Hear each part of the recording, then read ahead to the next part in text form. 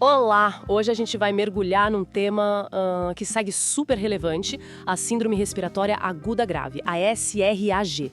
Estamos com uma análise bem detalhada aqui, preparada pela Medcast A, sobre como está a situação no Brasil agora, em 2025. Exato. A nossa ideia é tirar o essencial desse material, sabe? Entender o que é SRAG hoje, como a gente pode reconhecer rápido, tratar e, claro, mais importante, como prevenir. Porque a situação parece que está exigindo bastante atenção mesmo. Vamos lá? Vamos sim. Olha, o cenário epidemiológico de 2025, se a gente pegar os dados até a semana 25, mostra um número bem expressivo, né?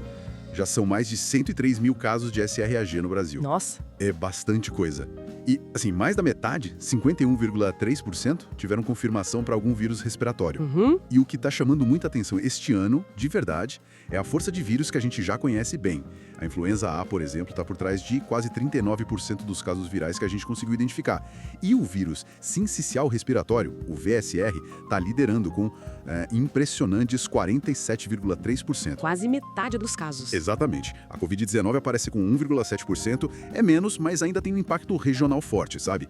Especialmente lá no Norte e Nordeste. Isso tudo já coloca 14 capitais em estado de alerta ou risco alto e com uma coisa meio diferente, um aumento fora do comum na região Centro-Sul. Entendi. Com essa mistura toda de vírus circulando e causando quadros graves, como é que o pessoal da saúde faz para sacar rápido quem precisa de mais cuidado? Tem umas palavras-chave, uns pontos críticos para essa identificação? Tem sim, e essa avaliação inicial é crucial. A pergunta central, que meio que funciona como um filtro rápido na consulta, é sobre a dificuldade para respirar. Basicamente, o paciente está com a respiração muito acelerada, tipo 24 respirações por minuto ou mais. E a oxigenação no sangue, medida ali no dedo, está baixa, marcando 93% ou menos, respirando o ar normal do ambiente. Responder isso ajuda demais a direcionar quem precisa de atenção urgente. Faz sentido. E aí tem os 5 sinais e sintomas que a gente considera principais para a SRAG.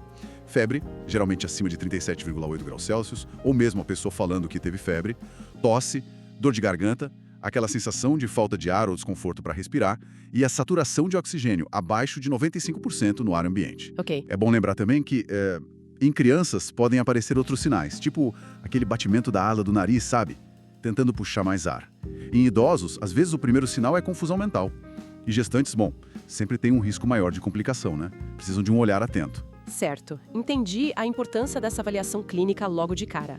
Mas para ter certeza do vírus que está causando o problema e confirmar se SAG é mesmo... Então, a suspeita começa na clínica, claro.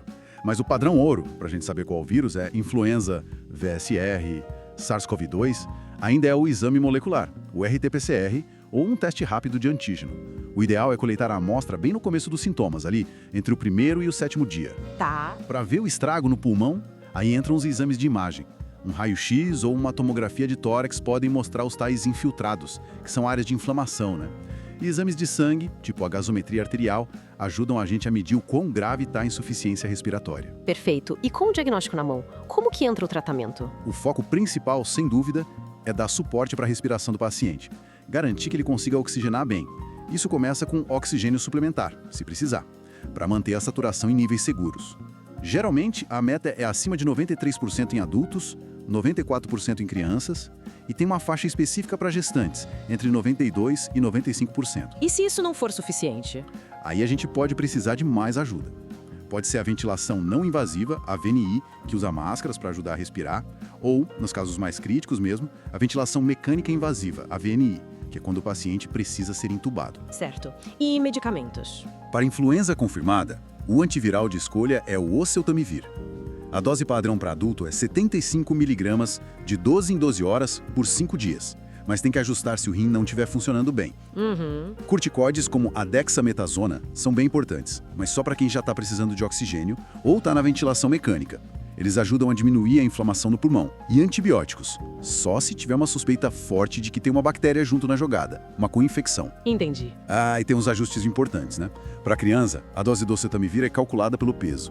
Idosos precisam de monitoramento intensivo. A letalidade nesse grupo é altíssima, quase 41%. E gestantes podem usar o oseltamivir com segurança, mas sempre acompanhando de perto a saúde do bebê também. Muita informação importante. E agora, pensando do outro lado, prevenção. O que é fundamental para a gente tentar evitar chegar nesse ponto de SRAG? A prevenção é tudo, né? Continua sendo a melhor estratégia. E se baseia em coisas que a gente já ouviu bastante, mas que funcionam. vacinação anual contra a gripe, importantíssimo, e manter a vacina da Covid-19 em dia com os reforços. Sim. Fora isso, lavar as mãos frequentemente, usar máscara, se for para lugar fechado ou muito cheio ainda é uma boa ideia, evitar contato próximo com quem está com sintoma e, claro, se a pessoa está doente, ficar isolada para não passar para frente. A vacina é especialmente crítica para aqueles grupos de maior risco, crianças bem pequenas, idosos acima de 60 anos e gestantes. E para quem já está apresentando sintomas, quais são aqueles sinais de alarme que gritam: corre para o hospital agora? Sim, existem sinais bem claros de que a coisa está piorando e precisa de avaliação médica urgente. O principal é a piora da falta de ar, se ela fica muito mais intensa, ou se a saturação de oxigênio no sangue começa a cair para menos de 90%, mesmo a pessoa já usando um pouco de oxigênio. Ok, isso é grave. Muito grave. Outros sinais são confusão mental ou alteração da consciência, a pessoa ficar desorientada, pressão arterial muito baixa, tipo a pressão arterial média, a PAN, menor que 65, ou uma febre que não vai embora, que persiste por mais de 7 dias. Qualquer um desses sinais ou uma piora geral do estado da pessoa é motivo para procurar um hospital imediatamente, porque pode ser necessário tratamento intensivo até em UTI. Entendido. Então, resumindo a nossa conversa, a SRA em 2025 continua sendo um desafio e tanto, né? Mas agora com a influenza A e o VSR como protagonistas principais, a identificação rápida, focando naqueles sinais-chave de dificuldade respiratória e baixa oxigenação, o manejo correto do suporte de oxigênio e o uso certo dos antivirais quando indicados são cruciais. E a prevenção com a vacinação na linha de frente é nossa ferramenta mais poderosa. Exatamente. Acho que o link mental que todo mundo tem que ter é esse. Viu, percebeu dificuldade para respirar? Ouviu a saturação de oxigênio caindo? Isso tem que ser um gatilho automático para procurar ajuda médica sem demora.